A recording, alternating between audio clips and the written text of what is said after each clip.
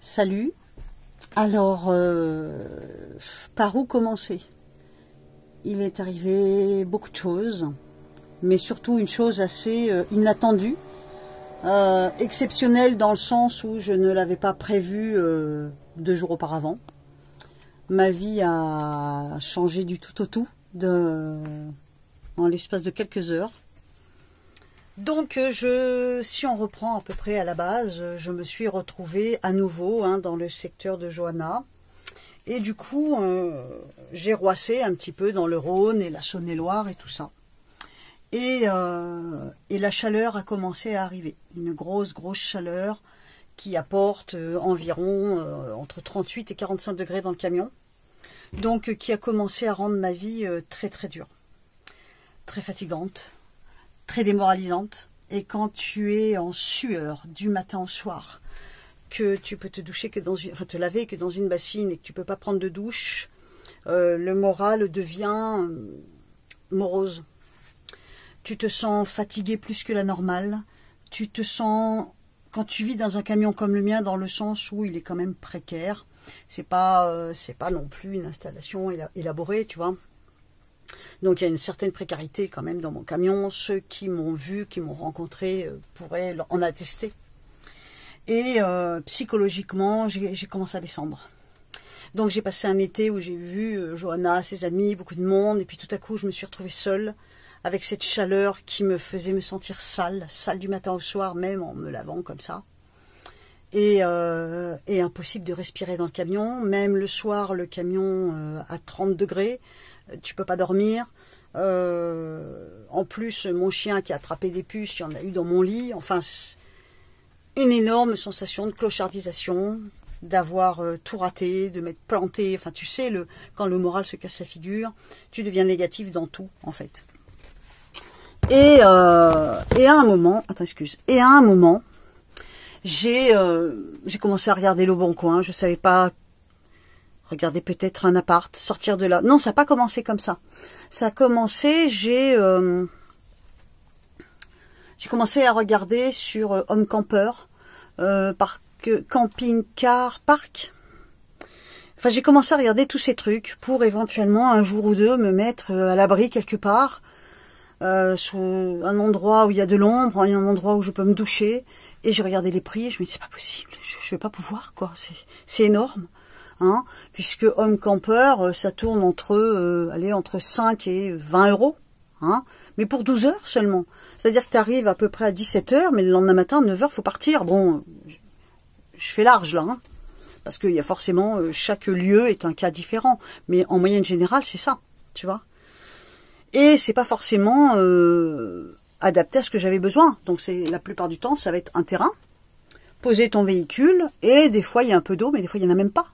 Donc c'est juste pour stationner quoi, et pour 12 heures. Donc je me suis dit ça me va pas. Je regarde camping-car parc, donc là tu multiplies les prix par 2 et ça va être le même système. Donc il y a de l'électricité, il y a de l'eau, mais ça n'empêche pas la précarité de mon camion. Je me suis dit putain, comment je vais faire, je vais pas pouvoir, et je m'enfonçais psychologiquement dans un état de déprime, cette sensation de clochardisation, et que pendant un temps tu t'enfonces, tu te dis, bah voilà, ça y est, c'est foutu, j'ai tout raté, je me suis planté, enfin bon, tu sais quand ça te prend, hein. Et je me suis dit, et je voyais pas d'issue, quoi. Et je me suis dit, il me faut un électrochoc, quoi, il faut quelque chose de violent, il faut que je rebondisse, taper du pied, si je suis au fond, il faut que je tape du pied et que je rebondisse pour remonter en surface et prendre une bouffée d'air. Et je me suis dit, ben, je quitte la van life, je quitte la vie nomade, je plaque tout ça, j'abandonne, je laisse tomber, je jette l'éponge. Et là, je me suis mis à chercher, à regarder en tout cas, des apparts sur Le Bon Coin.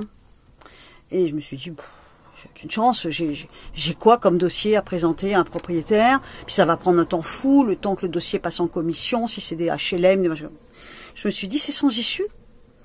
Et puis j'ai vu un petit appart, dans un village, 15 minutes de chez ma fille, qui porte exactement le même nom du village que j'ai quitté il y a 8 mois.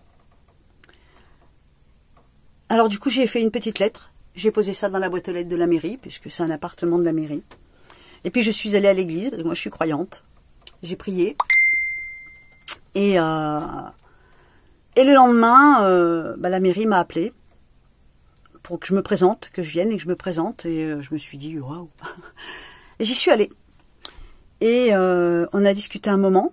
Et j'ai exposé un peu ma situation, les choix que j'avais faits et le résultat où j'en étais aujourd'hui.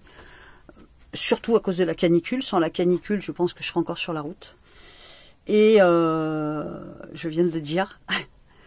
Et finalement, j'ai eu l'appartement. C'était un lundi. À 10-11 heures du matin, on m'a dit bah, c'est bon, il est pour vous. Et à 16 heures, je vidais mon camion et j'ai emménagé cet appartement. Il y avait du monde dessus. Du coup, j'ai pas eu le temps de me poser plus de questions que ça. C'était à prendre ou à laisser quand tu es dans la situation où je suis et que quelqu'un te dit bah, l'appart il est pour toi. Bah tu réfléchis pas, tu le prends. Après, il est extrêmement pas cher. Il est petit, tout propre, tout mignon. Je vais te le faire voir.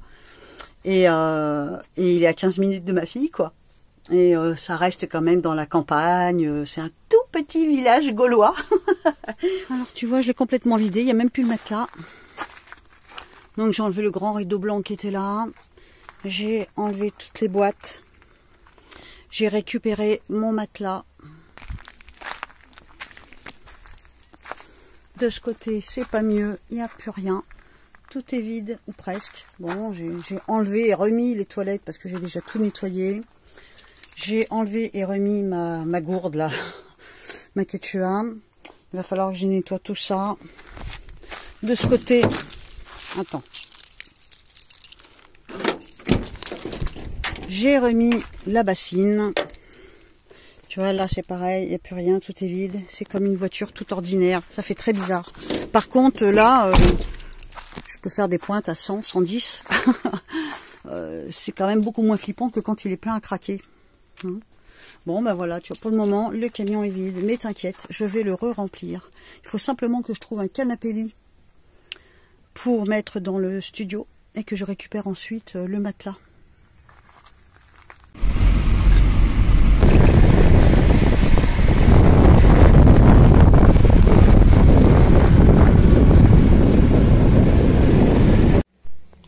Et voici la pièce qui m'a tellement manqué. Tellement manqué. Et oui. Une douche ou une baignoire. Mon rideau de douche qui était si désagréable dans le camion. Mon Dieu qu'il va être agréable ici. Et oui. Et oui. C'est certainement 60% de mon renoncement. Le petit toilette.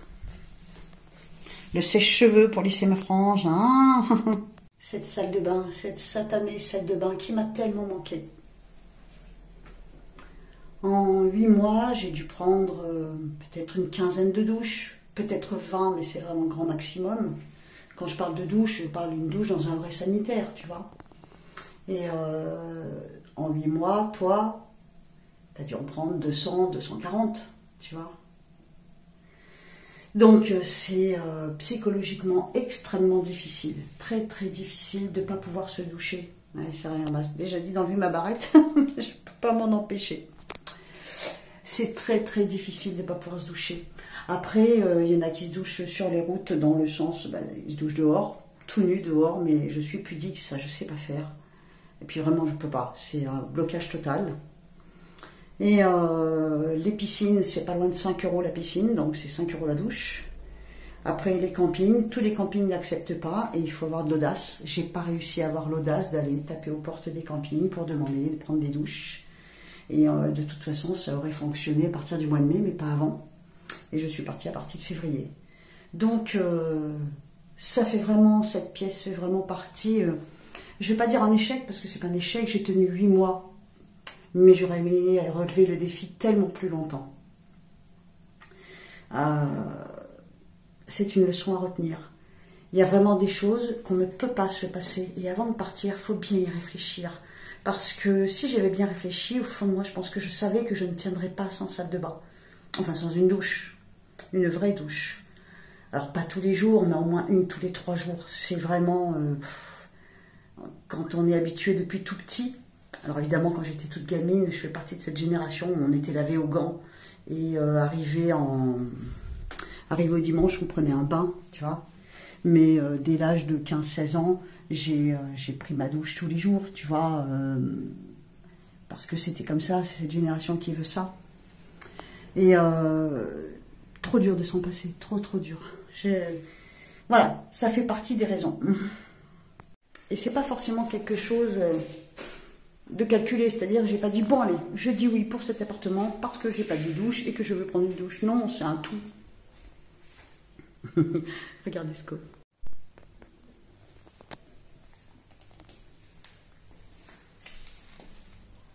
Qu'est-ce que tu fais toi? Hein? Il se fait les dents le doudou. Bon bah j'ai encore une tringle à mettre là-haut. Ça c'est ma porte d'entrée. Là c'est mignon. Ça c'est ma porte d'entrée. Et il faut que je mette une tringle parce qu'il y a un visu qui me dérange un peu. Bon, c'est pas grand chose mais bon. Voilà, donc pour le moment, eh ben, écoute, tout ce qu'il y avait dans mon camion est ici. Alors ça paraît pas, mais mon camion était bien chargé. Bon, j'ai acheté ces 2 chaises là. J'ai acheté cet étendoir. Voilà, ça c'était dans le camion. La poubelle là-bas aussi que j'ai acheté. Hein, bon. Le meuble là, qui était ici quand je suis arrivée. Sinon, ben voilà, hein, tout était dans le camion. Tous mes petits objets. Voilà, les gamètes du chien. Alors évidemment, c'est des convecteurs, hein, je ne vais pas les utiliser. Hein. Ça va pas être possible. Voilà, mon petit studio. Et ça, c'est la chambre que je t'ai peut-être pas fait voir. Donc ce meuble, pareil, hein, il était là. Quelle aubaine, mais quelle aubaine. Voilà, donc du coup, bah, je peux ranger absolument tous mes vêtements. Donc quand même, tout ça, ça tenait dans le camion. Je parle des vêtements. Mon matelas qui était dans le camion, bah, il est par terre, sous les caillebotis. Mes fameux panneaux solaires.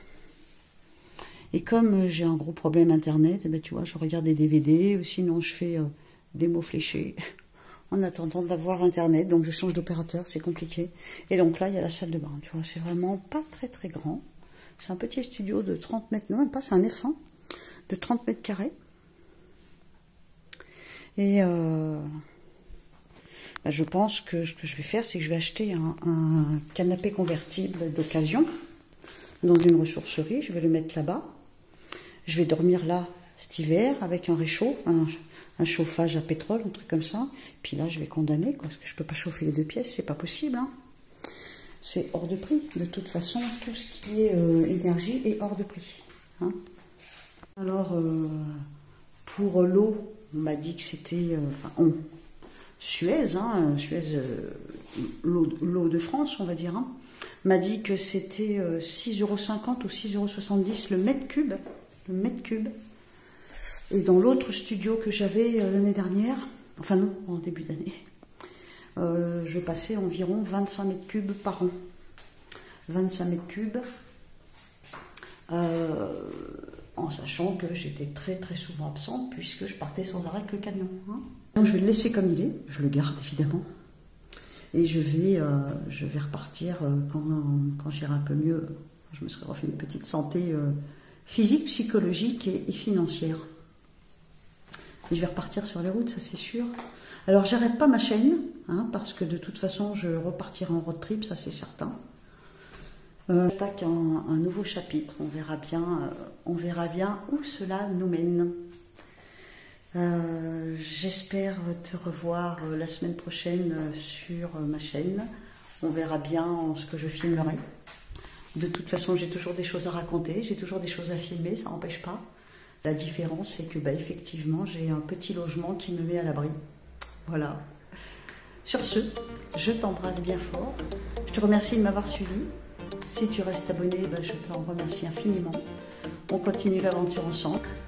Mais moi, je continue ma chaîne. Voilà. Et je continue de la donner sur les routes parce que de toute façon, Domi va retourner sur les routes de toute façon. Voilà, je vous embrasse tous très fort. À bientôt.